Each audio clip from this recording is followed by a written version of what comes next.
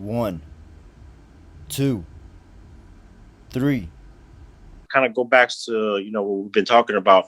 Why are you getting in? How much do you want to put in? Because it's risky business. When these things like this happen, where we're seeing red all over the charts, in my opinion, it kind of shakes out the weak. If you were intimidated to begin with, and then now you're seeing what you just bought starting to take a nosedive, and you're seeing red all over the place, they're panicking, and maybe that's a good thing, because it's kind of shaking out. The little, okay, the I was on the fence and now I'm just going to jump off the fence. And that's a good thing for the ones that have a long term goal, because when you see people just selling, now that pushed the market down. So now if you want to take advantage of that, you can buy. But again, you're still taking the risk, because other people are saying, okay, well, am I going to jump in and sell like others are doing, or am I going to hang in tight? And I think, go in with a goal, go in with a mentality. Okay, what's my end goal here? What am I really willing to kind of, lose or burn? So that's why I'm holding off. So we'll see. I like where your head's at, right? Like investing money, that whatever money you're putting into the market, that you're not investing money that you need to pay the mortgage with, or pay your car loan with, or whatever it is, right? You're investing money that, you don't necessarily need for your day-to-day kind of thing, right? But everything is, any type of investment is risky. Hello, SolveForX community. Thank you so much for watching our videos, and we really hope you're enjoying and loving this content. There's a couple things I want to point your attention to. One is, check out the scammers. Be very careful not to reach out to people on our comment section that are sharing numbers from WhatsApp. I also want to point your attention to the show more section, where we reveal the timestamps throughout our hour to hour 45 long podcast to save you time and help you get back to where we were at. Check out the links in the description for access to Coinbase, Binance.us, Bittrex, as well as KuCoin. If you're interested in earning interest, we recommend the wallets such as Celsius and BlockFi. They have high reputations and we highly recommend them. We also wanted to point your attention to BlockFi's credit card. Make sure to sign up and get on the waiting list. If crypto hasn't been your thing and you want to go to the traditional markets, check out Robinhood and Webull. We had the links in the description right there for you. Taxes is an inevitable thing that you're going to have to deal with. And in crypto, the easiest way to deal with it is using Crypto Tax Trader. And we had the link there for you as well. And you get a discount. As always, we are not financial advisors, and none of the things that's said on this podcast should be taken as such. We want to get the word out on Bitcoin and crypto in general. But this is all for entertainment purposes only. Enjoy the rest of the podcast. Hello, SolveForX fam. Today is May 23 at 9 p.m. Chicago time. And I'm actually have my dad here, as well as my uncle, Uncle Ishmael. Thank you for joining. He is brand spanking you to crypto.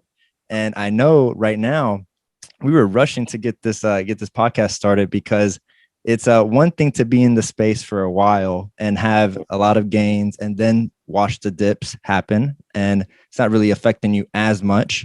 But it's another thing to be maybe a month into buying, or a couple weeks into buying, and then seeing the market tank the way it has, right? I think nobody knows exactly what's going to go on over the next couple of days, weeks, months, etc. But there has been a lot of negative news. There has been a lot of FUD, which, Dad, do you know what FUD stands for? Yes. What's the F? Fear. Isha, can I ask you the U? Now I know if that's what it means, fear. The U stands for uncertainty. He thought it was F-U-D. He thought it was F-U-D. Yeah. But it's fear, uncertainty, and doubt. You got it. And there's been a healthy dose of that lately. So it's really affected the markets, right? And you have people that are, might be saying, you know what, this is just part of the plan, right? It's supposed to go down this much. Then you have another camp that's saying, wait, the bull run's over. Bitcoin's doing something different. The crypto market is doing something different than it's done historically. So, I mean, both sides, the bulls and the bears, are really battling it out. The bears have taken an upper hand, and I mean, Bitcoin has dropped by in some parts. If you look at the high of 64,000 and some change, down to, I think it got down to 29.5 at the lowest part where it wicked down. So you're talking about a 50% decrease. So if you were one of those people, and I always like to humanize the charts, right? Whenever you look at those candles, it's really easy to be like, oh, things go up and down. But if you actually humanize the charts, those are people that are buying and selling. So someone bought, there's literally a soul out there that bought at 64,000 and some change. And today their Bitcoin, if they're still holding it, wicked down to 29.5. And I think right now Bitcoin's trading somewhere around 35,000. So they're not necessarily up because they weren't down at nine. They didn't get in at 9,000, right? So their mind state, their sentiment to the market is completely different than maybe someone like mine, right? Like mine is. So, and then it's different from how my dad may see it, and it's definitely different from how you may see it. So we wanted to bring you on and get your perspective, because sometimes we can be biased to what's going on because of where we're at, right? In our stage in crypto. And we really wanted to open up the line for you to ask us questions, tell us how you feel about it, what you think the long-term and short-term things will happen, and why. Yeah. What was it that you say? I said, this is how the crypto market's treating us. They had a bull charging a guy, and the guy just jumped over the wall and fell. Yeah. I'm going to put that screenshot of my dad sent it to me. So I'm going to put that screenshot. It's going to be rolling somewhere in the video here a little bit later. Yeah, that'd be cool. Yeah. But anyway, how was your day before we get going? Good. Yeah, busy and just doing stuff around the house and just getting ready now for the work day tomorrow. But other than that, yeah, it was great. Lovely weather. Yeah, and I know you are an early bird riser. Yes. Yeah. But you got to get your sleeping beauty. They do say the early bird gets the early worm. Yeah, that's right. That's right. Yeah, that's probably why you were crying when you wake up in the morning. You saw the crypto market crashing. Because when you text me, I said, "Wait, stop! What is he talking about?" And then I just look at my app and I said, "Oh shoot, it usually going down." Yeah, well, the good, like Ronnie was saying, I'm new into the crypto world. So just doing background research, reading, where it's come a long way. But I had some coins and crypto coins in mind that I wanted to after doing a few research. So what I did is just kind of do my watch list and then do notifications as prices dropped that I wanted to see. So I pay attention to the app because they alert me. I get notifications. Hey, it's down 8%, down 20%, down 30%. I'm like, oh wow, you see those big numbers drop. You're like, oh my god, it's so scary. But I guess from my take, being new into it, it's just like a roller coaster. If you imagine how really all economies work, up and down, up and down. So when you get the high rises, that's when everybody kind of wants to jump in. And that's actually what brings a lot of people into it, because it gets a lot of media coverage when you're getting up to that peak. And then you get the downturns where some of those downturns are usually quick. And then you get those like straight no dives, like we're kind of like seeing right now.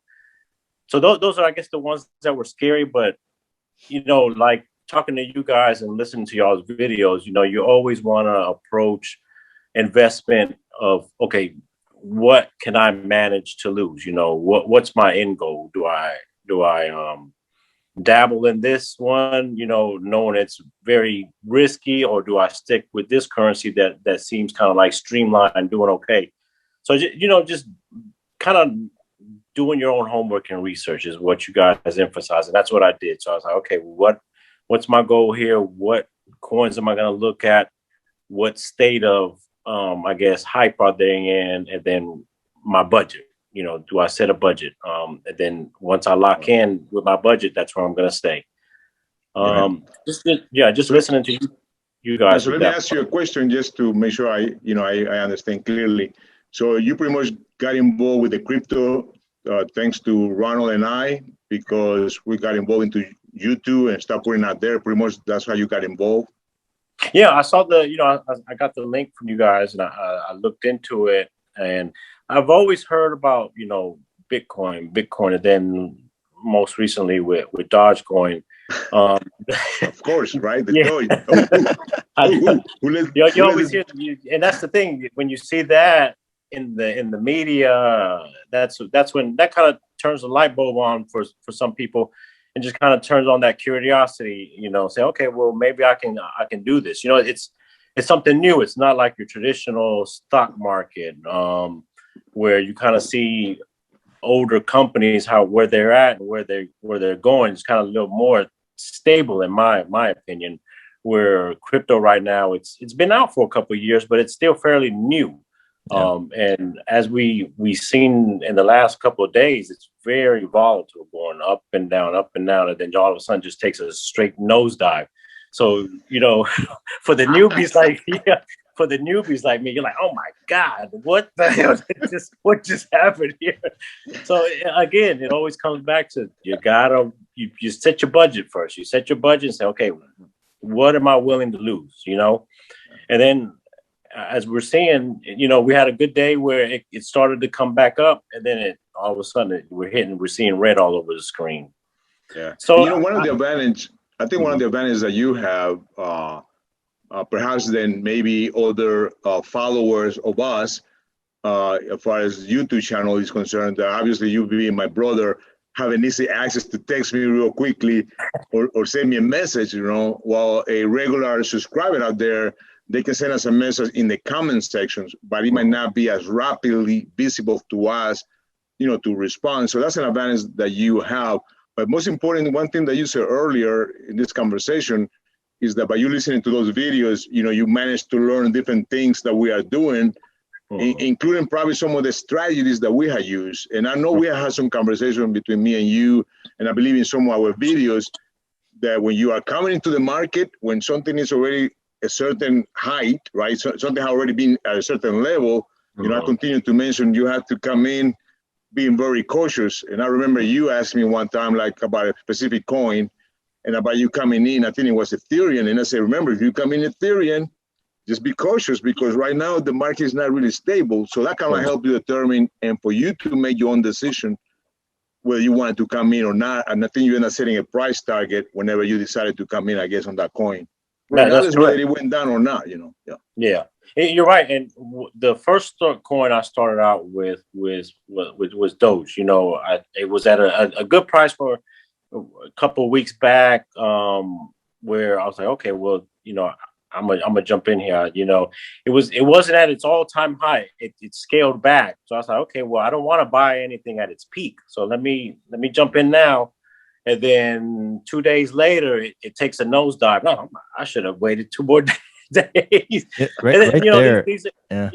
So you learn to say, okay, well, if it's gone down, give it another day or two. It may go down further, or you can take that chance, and then it'll make a quick U-turn. It might go back up. So you gotta kind of, I guess, see compared to other coins too, see what's going on in the overall market. Don't have that tunnel vision per se. So I jumped in a little early, and then it kind of took a little nosedive, so it got a little cheaper. I was like, okay, well, let me wait out another day or two, and it dropped some more. So I was like, okay, well, I said for sure it can't go below this point. So I was like, I'm gonna jump in again. So I purchased more coins.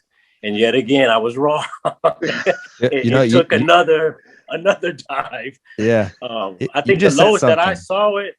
Yeah, I think the lowest that I saw that it went when I was watching it was like 31, cents. And I was like, well, dang on, I probably should have waited out a little longer. Yeah. And you talking about Ethereum, you brought, I was always looking at that one. I was like, okay, that's a more manageable one where it's a little pricier, but but the returns might be good later. I was like, but I was watching that one, and when I first looked at it, it was at maybe 4,000 and some change, for a token. And then I was like, okay, well, I'm not there yet. Let me just stick with my little meme coin here, for right now. So, but as things started going down, I was like, okay, well, now it's dropped. I was like, it's a pretty good drop. And then one day I called you or texted you on, I was like, wow, it took a sharp turn down. I was like, okay, well, now it's in my price range. It's within my reach. So Are we talking about Safe Moon? No. Huh? No, not Safe Moon. Ethereum. Got it. So yeah, and that's when I even gave you a warning. I even gave you a warning about Ethereum. you said still be cautious. I was like, okay, well, it's down low. I was like, but so I did my purchase, and it went down even lower 2 days later. I was like, oh my gosh, I could have bought it for like half the price. So it's a roller coaster, really. Right. It goes up and down, and then all of a sudden you get that 90-degree turn downward, and you're like, wow. Yeah, right now it's at 2,100. Yeah, so it's going back up. It's going back up. You said a couple of things. One, when you first started, you were like, I wanna, early bird gets the worm, right? Mm-hmm. There's no rush. Honestly, like one of the indicators that I have is that if I feel like I'm missing something, I actually pump the brakes. That's something that in my head, just being in the space long enough, I know I'm not chasing a pump. If I feel like I'm chasing, I'm stopping. And I kind of relook at it. I'm like, you know what? This will probably come back down. Unless there's like a lot of news. So I'll start doing a little bit of research to see, hey, what's in the weeks, what's happening in a couple of weeks, what's happening in a month from now, what's happening 6 months from now. Are there is there a roadmap for that project that makes me understand why it's going up, not just because people are flooding it, right? Correct. Yeah. So like, and then the other thing that kind of came to mind when you were talking was like, I think timing the market always loses compared to time in the market. So it's literally 100% true for anyone in crypto or stocks, that if you had stayed in the market longer, you would more than likely be up, So for me, and I'll say this because we probably should have said it a little earlier, right? We're not financial advisors. So we're really just, talking, we're giving our perspective on it, our opinions on it. We have no insider information to share. We have no crystal ball, even though my dad has two. They just don't work. Even the expensive one. But yeah, honestly, I don't worry too much about timing the market. Now, I'll look for a deal, kind of like when I go into I do all my shopping on Black Friday or Cyber Monday. The majority of my shopping is done on those days. And it's for one reason, because I know there's a discount, right? So if I can hold off on it, that's when I'm going to get my clothes for the next 2 years or so, or whatever I'm going to get, right? But I do it's the same thing with the crypto. So I have my budget. And if I feel like everything's too high, I'll let it actually build up. So I may not have spent anything. Like I didn't spend too much in April. And when I say spend, I mean invest. So I didn't invest too much in April. Come May, I started putting in more and more and more, And right now I'm tapering off because I'm not seeing any fundamental changes to it, So it may keep going a little lower because you're having a lot of people that are taking heavy losses. And what if they can't stomach those losses? Then they're just going to continue the selling pattern. Right. So those are some of the things that come to my mind whenever I'm deciding, like, okay, should I invest the amount I wanted to, but I don't know if this is the bottom. So I'm at least going to invest something. So instead of investing 1,000, maybe I'm only going to invest 250 if I'm not as comfortable, because I think things are, not at the bottom yet. So that way I don't miss the train. I just may not get as much of the train as I wanted to get. Yeah.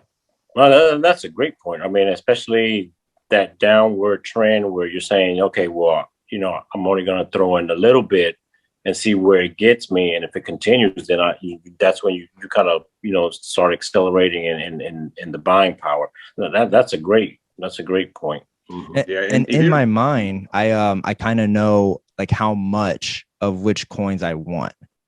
So let's say the amount of Ethereum I want is 10. Well, then little by little, I'm going to be building up to it. Right. And then when things go down, I'm like, okay, this is my chance to get more. Now, even if it keeps going down, it was still 20% discount from last month. Yep. Right. Yep. So I kind of look at it in those ways. And the reason why I'm okay with those losses, because in the long run, I think these prices are going to be kind of cheap. So in retrospect, all of them are going to be somewhat cheap, assuming they have good teams behind it, good use cases and things like that. So that you were saying? No, I said, I think everything around says a great point. That remind me, and I think I said it in one of the videos that I put out recently. I think it was like labeled news, but it wasn't really news. What Michael Saylor said, that if you focus in the long term, at least like a 4-year period, even if you bought Bitcoin at 60,000 or Ethereum at 4,000, and right now might be 2,000, but more likely the chances in a 4-year period that Ethereum more likely is going to be more than $4,000, up in 4-year period. So if you're looking at a 4-year period, he was saying that more likely whether you bought Bitcoin at 60, more likely in 4 years is going to be above 60. So if you have that mentality, you're good to go. And Morano said also, about how much you're willing to invest. That's up to you, your goal. And then obviously when you feel the pain, is if you put too much money out there and you were relying on that money in a short period of time, you're going to feel the pain, Yeah. Right. And I think that's when we talked earlier, I guess, when I was saying to you that if you're just going to buy, make sure you buy a little bit just to get your feet in the water, because that kind of gives you an edge. You don't want to miss the dip and then it goes shooting up to the sky, right? You bought something, you're good. Here, you bought it at this level, and now you can do what Ronald mentions a lot of times in the videos. Dollar cost averaging. Dollar cost average. You bought here, let's say Ethereum at 3,000. Now you saw it at 2,000. And then you might say, maybe I buy a few at 2,000. Then you buy maybe a few at 1,000, And now you do a cost average, and eventually it's going to average, and you're going to be still in a very good position in the long term. So I think that there's a lot of strategies that you can use. I myself, for example, Ronald might feel shame about me, but I'm okay because that was my strategy. For example, I started selling Bitcoin when it was between $58,000, because at least my strategy, it was that I saw Bitcoin already as wait a minute, I don't think this thing is going anywhere right now, the way that I interpret what I call the technicals, not the fundamentals, but just completely on the technical. So to me, you know what? I already got a certain percentage of profits. So I tell you what, I'm going to go ahead and start, not everything now. I did learn that lesson for Ronald, because Ronald remembers that a long time ago, I used to tell Ronald, when I sell everything. So that means I would have sold everything. I would have sold Bitcoin pretty much at 58,000, everything. But what I did, I actually sold 50% of my Bitcoin at 58. Now, of course, I would have been happy if I would have sold at 58,000 right now, right? Yeah. Because I would have been buying it probably in the 30s. But at the same time, if I would have sold everything and Bitcoin keep going up to 100, I would have been kicking myself in the rear.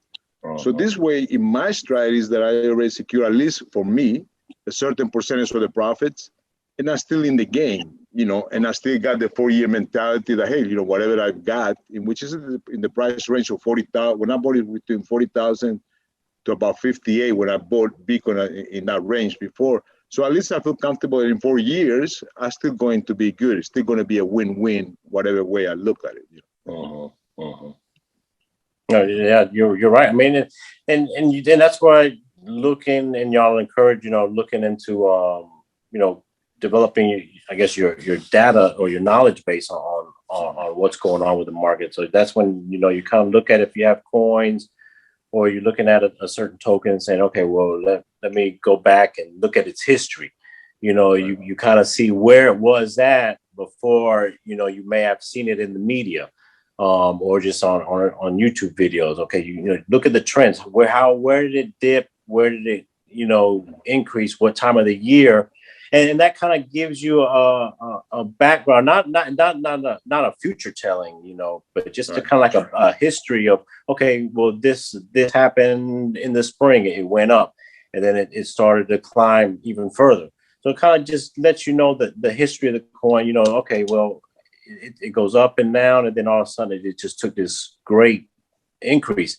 And like we've all seen, you know, what goes up must come down, and I think that's what we're seeing right now is that everything's it seems to be coming down. But you know, I don't think what they call the bull run, right? I don't think it's I don't think it's over. I think we've seen a horn stab a couple of people, but it's not over. let me ask you this. So what's your primary motivation for getting into the market?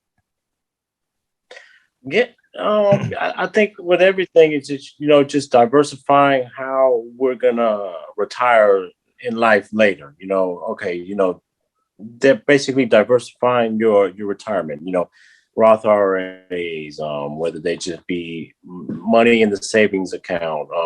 There's just another way to diversify, and it seems right now crypto it seems like it's a little more lucrative in the sense where you'll see a little more gains quicker than you do in traditional settings. You know, so but with that reward comes with a lot of risk as we're seeing. So I was like, okay, well, let me dabble in this and see where, you know, what I gain and what kind of knowledge I gain, and then we'll see how it pays off in the end.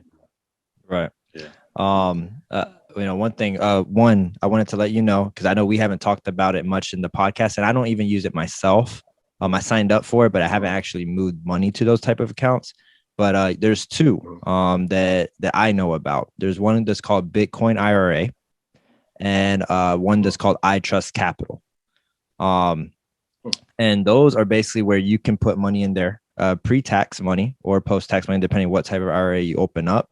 And whenever you do trades in there, you're not actually paying the tax. So if you have a positive long-term outlook in crypto in general, you can actually do a little research into putting, you know, your money in those. Now, they don't sell all the cryptos on there. They're normally like the top 5, top 10 cryptos that's on there. So you're not going to have your you know, your Doge coin necessarily, your moon, your safe moon. I think Cardano just Shiba got added to it. Yeah, you're not gonna have Shiba on there. But you're gonna have Ethereum, you're gonna have Bitcoin.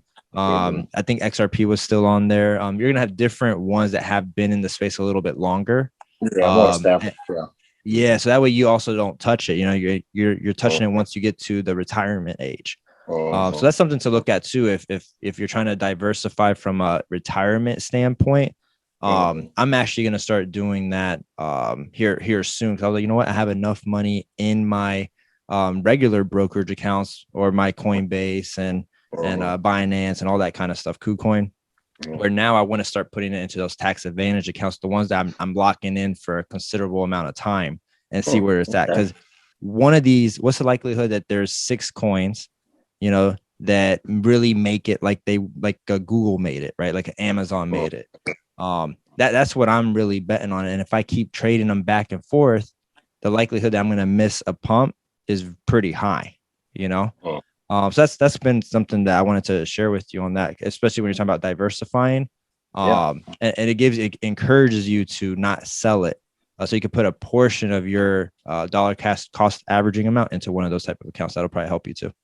Yeah, no, that I got to look into that. That's some good advice there. Now you haven't bought any regular stocks. Do you like regular stocks on your own? No. No. Okay, now this is a good opportunity to remind you that this is, you know, sometimes I laugh just to make jokes about it, but in actuality, it's kind of like a seriousness, right? Even though I like to joke about things, you know me for many years, but just kind of remind you, you know, that even if you go through, since he was born. Yeah. It is a start. It is very start. But anyway, whenever you go to our YouTube channel, right? If you hit the comment section and you scroll down, there's a way for you to get into Robinhood or another platform called Webull. Do you have any of those, Robinhood or Webull? No. The one that I have right now is Coinbase and Binance US. Okay. Now, for regular stocks, you can get Robinhood and Webull. And whenever you get in those platforms, you actually can buy stock with them. Now, the reason I mentioned going to those two platforms, because if you go through them, whenever you hit our link and you subscribe to them to become a member of that platform, as far as Robinhood and Webull, Robinhood will give you, for example, a free stock just for signing up. And in return, we do get a kind of like a referral. We get also like a free stock. Yeah. Now in Webull, you have to check the rules. Sometimes with Webull, you can get between 1 to 3 free stocks, and then return, I think we get only 1 or 2. And the good thing about that is that our free stocks to you, and Robinhood, whether you put any money in that platform or not, you still get your free stock. With Webull, I believe you have to put at least $500 into the account, and then you get your 3 free stocks. The good thing about it is that actually, eventually, besides getting your free stocks, it gives you an opportunity to also get your toes into the stock market, and eventually you buy 1 share here and there. And if you watch some of our videos, not the videos, if you go there, actually, we haven't created a video, right, Ronald? No, we haven't created a video actually how to sign into the platform. But knowing you if you already signed up to Coinbase, and which one you signed up to? Binance. Yeah, Binance. So Binance can be a little bit challenging. So Robinhood and Webull are pretty easy platforms to get in and to sign up. So I recommend that as far as the stock is concerned, and not only that, you get your free stock, and one of these days you give me a call and I can kind of point you out things that I do as far as my personal way of doing things. And of course, it's not financial advice, but just a recommendation. And make sure continue to watch the videos and hit the like button. I haven't seen that many like buttons, so that must be you, the one not hitting the like button. Yeah. So I was gonna say this, like, right. For me, I've always been in the stock market. I've always invested in like the S&P 500, like an ETF kind of thing. I took those same principles and applied that to crypto. And in a year and a half, it has absolutely eclipsed my portfolio on the stock market, in the traditional market, So like, don't get me wrong, even though, this is going to be episode 7. So obviously we haven't had a chance to talk about, budgeting, like how I do that. Like one of the things I say is like, okay, you think you're good at budgeting? Let's say you could have saved $10,000 a year and you started working at 20 and you're 40 years old. 20 times 10, that's how much money you should have saved. If you don't have that in your savings account, you're not that good at budgeting. Right. And that's just a quick roundabout way of saying, because a lot of people, they're like, I have that under control. But then when an emergency comes up, they barely have 5 G's in their account. Right.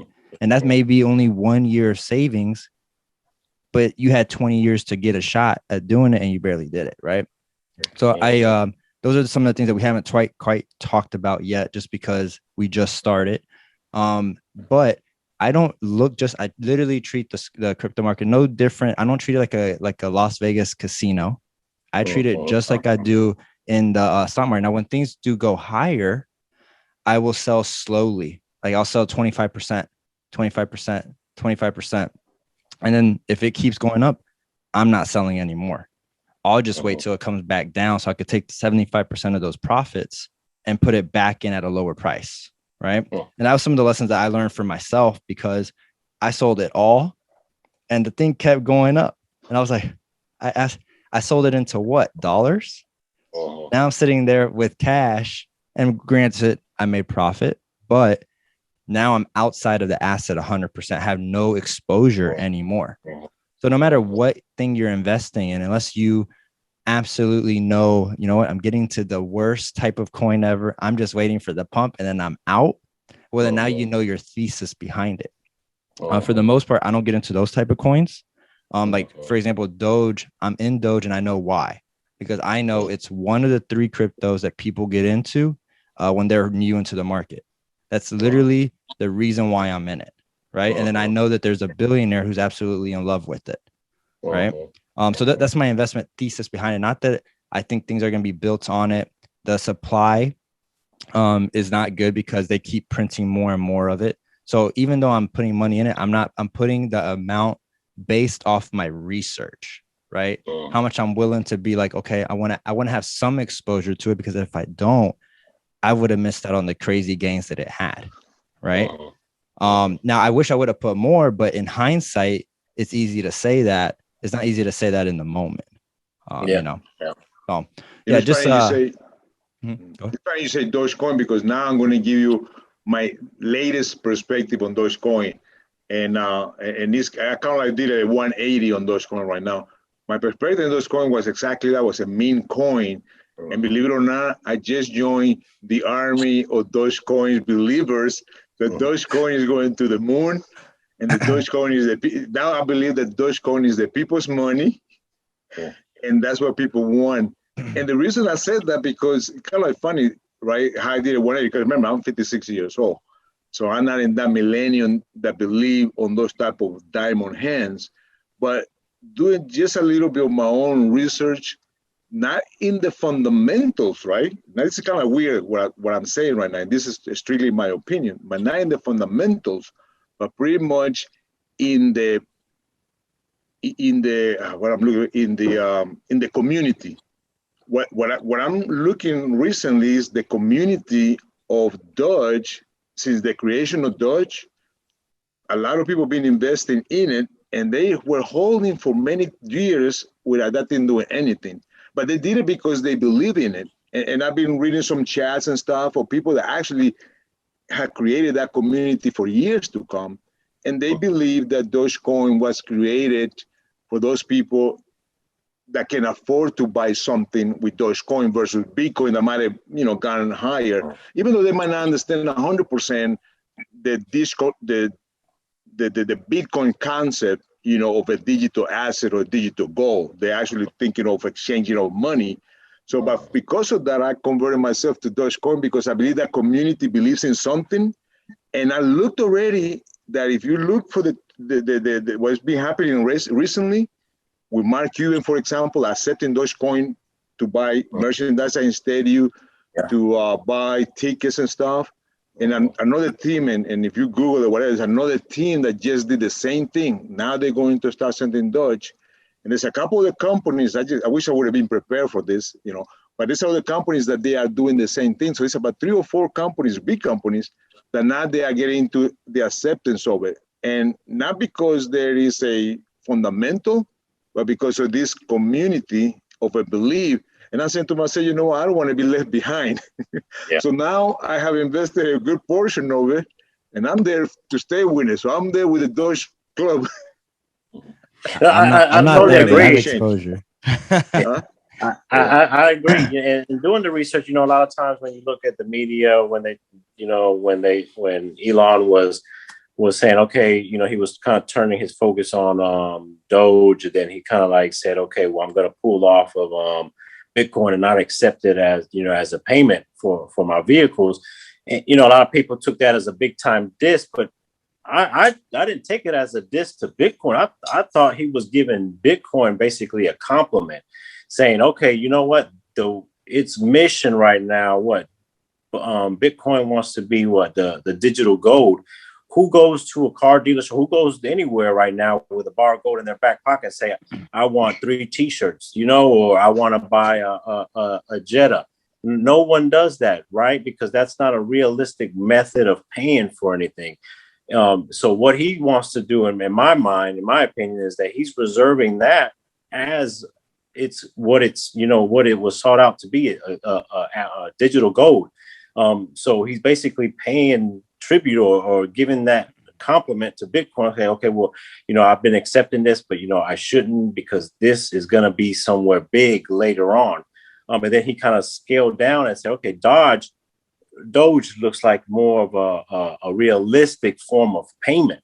So now it looks like maybe his focus is on that and developing that. And in my opinion, I think that's more like you said, Ronald, the people's choice of okay, we want this to be a digital currency that is an everyday user type of method. So I didn't take that as a diss when he said that about Bitcoin. I was like, okay, well, that's good. Now he's actually saying, okay, this is going to be something big. Let's hold it and value it for what it is, and come to that later. But it's going to go places, and it looks like Doge is going to be going places too. Yeah. I'll say this, right? No, I don't think no one knows where it's going, right? So that's why it makes sense to have a little bit of everything, right? Like I have 24 cryptos right now currently. But during the bear markets, I'm probably going to scale down. I'm going to scale down to about 8. The rest are getting cut, right? 16 of them are going to get cut. During the bear market. It's not Doge though. You better keep your Doge, man. You better join. No, it won't. Join the It army. won't. I actually have a good community. I have a decent amount of Doge. You need to be a card member holder of Doge. Hey, I learned my lesson with the Doge thing. But here's what I'll say: just in a long enough time frame, things correct themselves, right?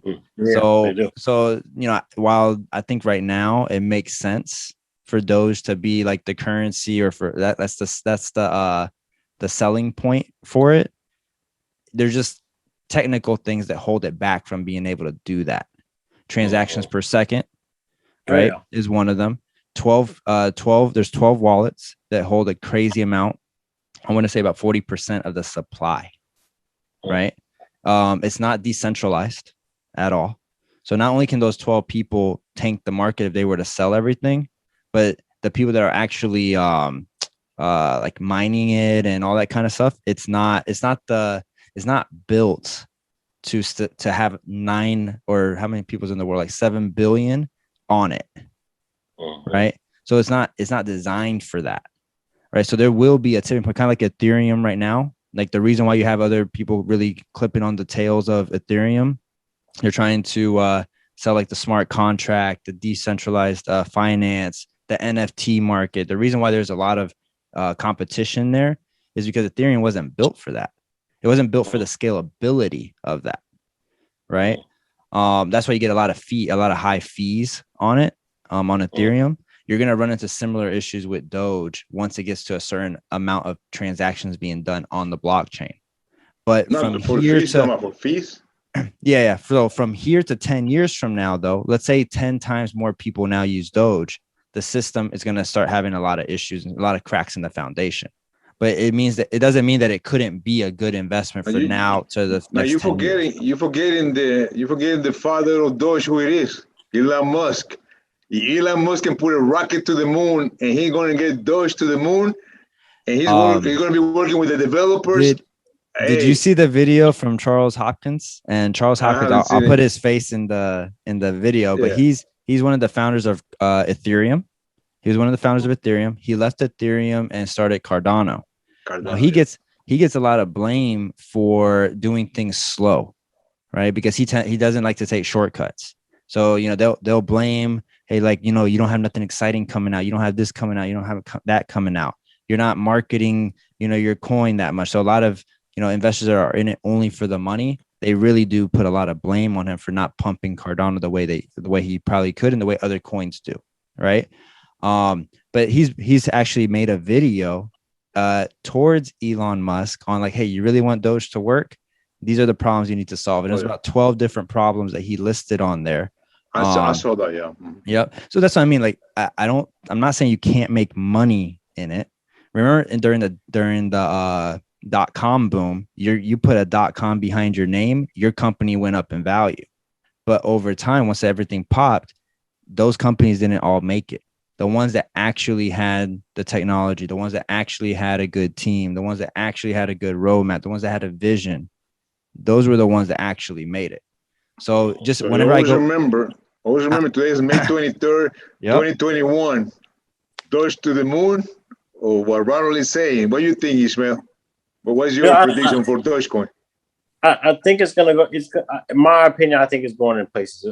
Ronnie brought up a good point. Its infrastructure still needs development, but I think. Which Ronald? Ronald Jr., the man, Junior. Or Ronald I'm saying you're gonna make money over the next 10 years, but it's not gonna be what you are saying it's gonna be from a technical standpoint. But I thought to see what Ishmael said. So what are you saying? What's gonna happen to Doge again, Ishmael?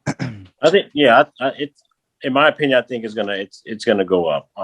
And because of the problems that Ronnie was talking about, okay, its infrastructure needs a little more work.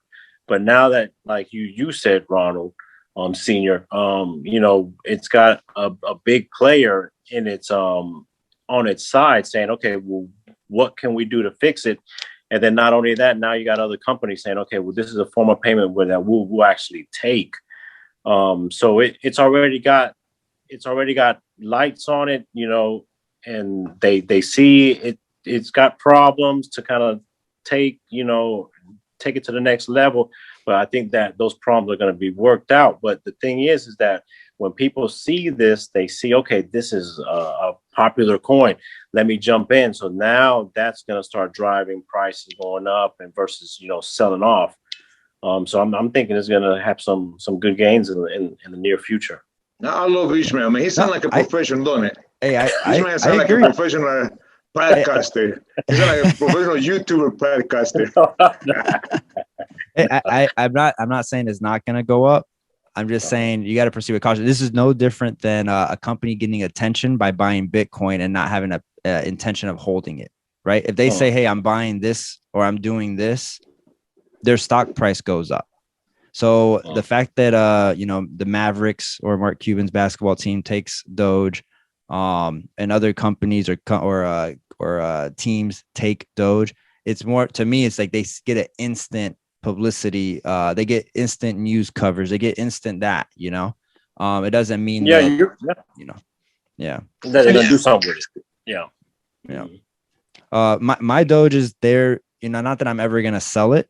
I might sell 25% of it just because I don't have that much of it. I mean, I have a good bit compared to what the amount that people would have to put in now to get what I have would be a little bit more, right? It would be a lot more. But I know I'm not going to sell it all just because I know for the next, you know, this bull run, the next bull run, where's the price going to go, you know? So that's why, like, just I have a more short-term thing. I don't think it's going to solve any world problem kind of thing. So. No, I don't think so. Yeah. All right. So that's our prediction for Dogecoin. So real quick, because I know we're coming up on the hour. I wanted to ask you, what's some other coins that you have?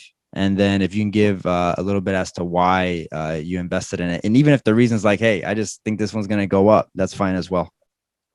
Yeah. Well, the major player that I'm always going to try to continue buying is Bitcoin. So I got some in that.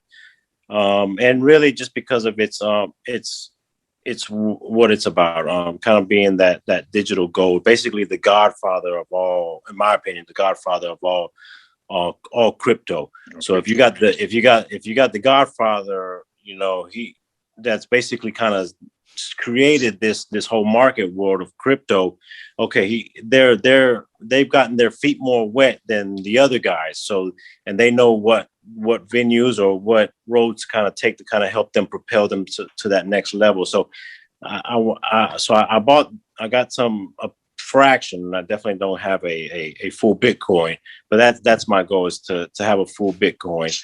And then the next, real quick before we get to the next one. So do you know, one thing that we haven't shared in the podcast, but if you do the math, let's say everyone tries to, no, let's actually back up.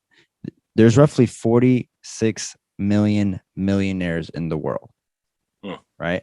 There's roughly, I think, like 23 million millionaires in the US. So if they wanted to buy Bitcoin, they can't. Like, they couldn't own a full one. The minute every single millionaire says, hey, I need to buy a Bitcoin, they literally isn't enough Bitcoin in the supply, correct, to own a full one. So if you do own one, you're already in the 1%.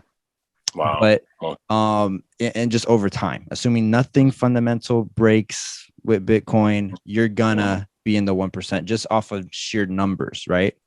Now the amount that I always tell people to aim for right now is 0.28 Bitcoin. If you get 0.28 Bitcoin, that's if everyone had the same amount of Bitcoin in the world, that's roughly how much Bitcoin they could have. But remember, there's people that are slow to adopting it. So if you get above that 0.28, you're already going to be significantly ahead on average to the person to the left and right of you. So that's like the number I aim for. I look at Bitcoin like my savings account. It's not going to be one that makes me rich. I missed that boat 5 years ago, right? Yeah. But it's, if it does become things that it does become like the world currency in the sense of like using it as collateral, you know, or governments move it between each other, those kind of things, then I want to own a piece of that, right? Mm-hmm. So that's something I would say, like aim for that 0.28. Just from a mathematical standpoint, you would be part of the 1%. Okay, and you bring up a good point too about the number that comes with these coins. You know, they're almost fixed in a sense. You know, so yeah, everybody can't say, okay, I want to buy 10,000 of these, when you know you got to think about how many people around the world are purchasing this. So there's a cap, right? You know, of what's printed, kind of like the regular money. You know, the mint isn't printing out dollar bills every day nonstop. You know, and then also kind of make it worthless. So yeah, there's a realistic number to that. So I like that you bring that up. So the other coin also that I just got is Ethereum. So my three right now are Ethereum, Bitcoin, and Doge. But I'm looking at also Solana and as one, just because I went doing some research on that one. I like their mission, and they kind of compared that one almost kind of like how Visa is. You know, how many transactions they are doing on a daily basis. Solana wants to do that for the crypto market. From my understanding from reading. So I'm like, okay, well that makes actually pretty good sense, you know, because this is, like I said, the crypto world is fairly new. So how can they compete, you know, with the other markets? So transactions have to be made, you know, when we're purchasing, trading, selling, or whatever. And it looks like Solana right now is one of those that wants to take that on. So that's why I'm looking at that one. Mm-hmm. All right. I full disclosure, I don't know much about Solana, so I couldn't tell you or tell you anything about it. But, yeah, like I said, it's just from a few readings here and there, so we'll see. But again, I haven't bought any. So, but when I did look at it and doing the research, I think it was at like $45. You know, and then you know, like everything else right now, it went down. And I think the lowest price. Yeah, I think when I saw it, 26. Okay, that's about right then. When I saw it a day ago, it was at maybe like 23. Mm-hmm. So again, you know, that's probably a good time to buy now that I've seen that it went half of what it was. Right. And then it was the funny thing too, when you know, talking about, you know, about coins that I'm looking at or have, is that on my watch list, what I'm looking at too is comparing, you know, when everything's red, what out there is green. And the times that I looked at the coins that I've owned that were red, Solana was always green. And I was like, well, dang on, how can the big dog over here on Bitcoin be struggling and Solana's looking like nothing's happening, you know? Right. So I was like, okay, well, you know, why is that? You know, so that's were you able to find the why?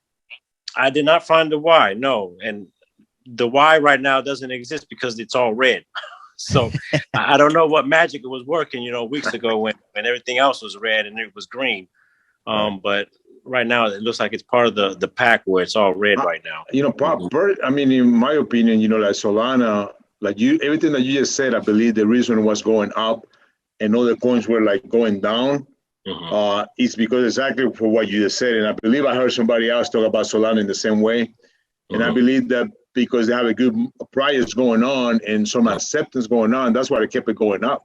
And I think obviously the reason it's going down is because of the FUD, right? Fear, uncertainty, and doubt. That's true.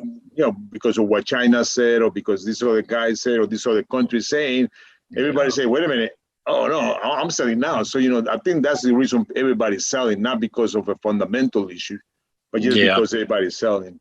Yeah, and you know, and I think this is really for the regulars, you know, exchanges. When things like this happen, when you see red, and again, this I kind of go back to, you know, what we've been talking about. Why are you getting in? How much do you want to put in? Because it's risky business, you know.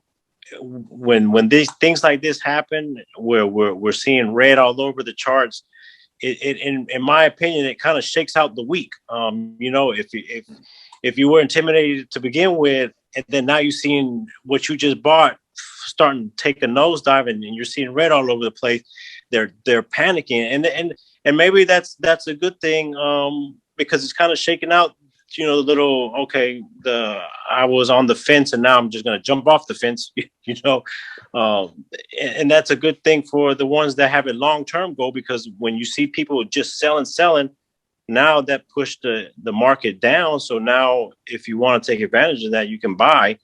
But again, you're still taking the risk, because other people are saying, okay, well, am I going to jump in and sell like others are doing, or am I going to hang in tight?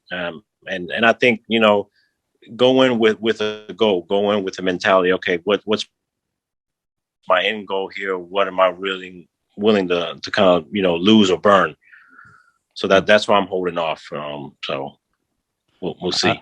I like where your head's at, right? Like investing money, that whatever money you're putting into the market, that you're not investing money that you need to pay the mortgage with, or pay your car loan with, or whatever it is, right? You're investing money that, you don't necessarily need for your day-to-day kind of thing, right? But everything is, any type of investment is risky. If you start your business, it's risky, right? You put up $50,000 to start a mechanic shop. It's risky that no one comes, right? You can have an employee fall and sue you and take it and get you out of business right before you even start it. Your insurance can go up, all that kind of stuff, right? If you start a real estate business, you buy a home and there is issues with the foundation, and then you're getting stuck trying to sell it and no one wants to buy it. I mean, it's risk, right? Now you mess up your credit and you're out of business. You're out of commission as far as your credit goes for 7 years. You invest in the stock market. While the stock market may not fall the way crypto does, it also doesn't go up the way crypto does. But you don't know if you invest in a company and the CEO has a crazy scandal, and now you're out of luck because the company's tanking, or they have a recall or something like that, right? So anytime, and then not investing is also risky, right? Leaving your money in the savings account is just as risky. It's actually guaranteed that you're losing value by leaving your money in the savings account. So no matter which way you look at it, like, it is risk all across the board, but where the risk kind of gets mitigated is when you are actually knowing why I'm doing this. You're taking the steps to educate yourself as to what your investment thesis is. So I like that, you're doing the research. One of the videos I plan on doing is what's some of the things that I look at whenever I'm going into looking into a crypto, but right off the top of my head, I'm looking at the team, right? First and foremost, is this a team that has a track record of being successful in something, right? It may not be crypto, maybe it's they were on a team in the stock market or something like that. They were some type of technology that maybe they helped start Salesforce or something like that, right? But what's the track record? I look at what's the roadmap. Does it have a clear roadmap as to what it's trying to accomplish, and then how many competitors are even in that space, right? I look to see the tokenomics, which is that is like an umbrella of how much coins is out in circulation. What's the method of those coins getting dispersed to people, right? Is it like Bitcoin, where it's a proof of work, where there's miners that are fighting for that Bitcoin by solving some kind of math problems, and that's how they're actually getting rewarded for it, and then they sell it to the person that's willing to pay more for it? Or is it a proof of stake, like a Cardano, a Zilliqa, a V-Chain, things like that, like where it's the people that are delegating and then they're getting paid in that crypto for validating transactions? It's a little bit more green as well. So I'm looking at all those kind of things to determine like why I'm in there. So I'll make a nice video as to like the steps that I take to actually do the research using apps like Blockfolio. You can actually look up what all the cryptos are on there, and it gives you a quick description as to what those cryptos do, and gives you a link to their website, similar to Coinbase, similar to Coin Market Cap that we shared in one of our first few podcasts. So, but overall, that's really good stuff. I'm glad that you're on board. I'm glad that you've been providing us feedback too. So hopefully our videos have been getting better and better, higher quality. No, they have. Awesome. And then I don't know if Dad, you have any closing remarks, or Ishmael, if you have any closing remarks. Yeah, one of the quick things I wanted to add to what Ronald's saying, we were also talking to Ronald that I probably created a little video that I just tried to go in the very basics, when it comes to technical analysis. Just very basic, that what a lot of traders out there or investors use as far as the moving averages, like the stock market has 20, 50, and 200 moving average. And if you happen to be looking at those right now, you will see that even right now, as we're going down, they are hitting those moving average, and they create some sort of support and resistance type of deal. And it's good to know at least those things, not to take it as a scientific method that has to be followed, but they tend to, to follow certain rules. And for me, that's what I've been using right now as far as when to sell and when to buy if I wanted to do that. So they need those moving averages, and then, try to knowing about at least some of those support and resistance, because like right now, for example, you're thinking about buying Solano, and just real quickly, I was to buy Solano. Personal, now remember, this is not a recommendation. This is my personal, what I would do. I'm looking already at $17, roughly about $17.30. That's what I will consider buying Solano. And then after that, it will be roughly about $13 to $14. That's the 200-day moving average, because I believe that it has a potential to reach those numbers. So for me, that's what I'll be getting in. So hopefully we create some video of, that show you some of those technicals and stuff. And then with what Ronald just said and mentioned ago, people can make a decision or help them, tools to help them, how they can determine to either get in or get out of the coin. Not necessarily going by the news. Obviously, the news make things happen. But if you look at the long term, it's just fun. Yeah. No, you're right. And that's what people have to do. They have to do. You got to do your homework. That I think that's the only way you're successful. Because if you're following the hype, and that's very temporary, and I don't think it's rewarding in the end. Yeah, it might be disappointing. Hey, Ronald, you want to share those two little clips of what Ishmael texted us? I thought it was funny to share. Oh yeah, I'm definitely gonna edit that into the video. I got to kick. Oh, you can put it on right now? No, I don't have it in my. Oh. Yeah. Let me see. I think real quickly. Let me see something. I think I did something here. Let's see. I thought it was just cute. But... well, I don't know. The way I got it right now, I'm not sure if you share a screen with me, whether you show it or not. I don't think you can. Yeah, I mean, it's fine. I can edit it in. Yeah. I thought it was funny. I mean, it's honestly so realistic. I mean, I have friends telling me and I brought up Safe Moon because they're like, man, now I'm at 50 million Safe Moon. Like, I just keep getting more and more every day. I'm like, yep, but what is it worth? Nada. Yeah. Right. Nothing, right. Because the tokenomics don't make sense. So that's what I said. Is it going to go up though? Yeah, it's an easy coin to hype because the market cap is really small. This whole space, Bitcoin itself right now is like 1.3 trillion, I think, right now. So it's when you think about the stock market is like 50 trillion. And the stock market still gets manipulated, but who's manipulating is the people that already have the permission to do it, right? The hedge funds, etc. But to manipulate the crypto market, it takes less money. So it takes less money, takes less news articles, because you have a lot of newer people. It's a smaller market. Things move up and down just way faster, way more dramatically. So it's fun. I like the volatility because there's actually room to make money. Where in the stock market, it goes up 10% in a day and you're happy, So with that said, guys, I appreciate you joining us, Ishmael, on episode number 7 of the Solve for X podcast. The reason why we came up with the name is because we have something that we want to solve, and we invite people onto our show, and we talk about things that we care about and how we get to in this case, the promised land of being financially successful, right? That's why I'm in crypto. It's not only to solve world problems, it is to make money.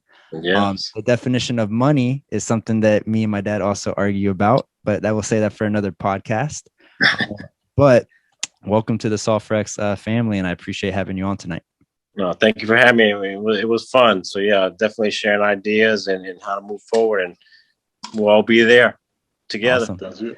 Look forward to having you sometime in the future. Thank you. All right. Look forward to it. All right. Thank you. Take care, Ishmael. All right. Bye. Y'all too. Bye. Yeah.